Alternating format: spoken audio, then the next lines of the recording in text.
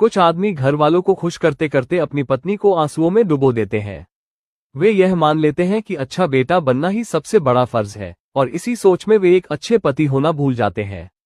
घर की हर बात पत्नी तक सख्ती बनकर पहुंचती है, हर शिकायत उसी पर उतार दी जाती है।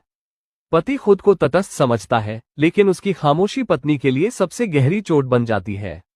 वो सोचता है कि समय के साथ सब ठीक हो जाएगा, पर समय तभी ठीक करता है जब इंसान साथ देता है। पत्नी धीरे धीरे समझ जाती है कि उसके आंसू किसी को दिखाई नहीं देते। वो हर दिन खुद को समझाती है, हर अपमान को सहती है, क्योंकि उसे सिखाया गया है कि घर बचाना उसकी जिम्मेदारी है।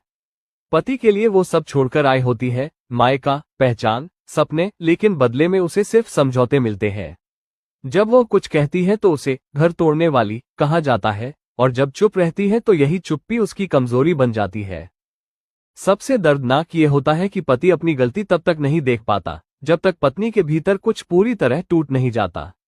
वो घर वालों की नाराजगी से डरता रहता है, लेकिन पत्नी की खामोशी से नहीं।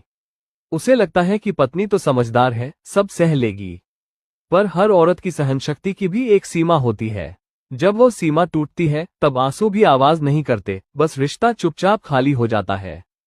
घर वालों को खुश रखने की इस कोशिश में जो पति पत्नी को खो देते हैं, वे बाद में पछताते हैं, क्योंकि तब समझ आता है कि सबको खुश करने के चक्कर में उन्होंने उसी को रुला दिया जिसे खुश रखना सबसे ज्यादा जरूरी था।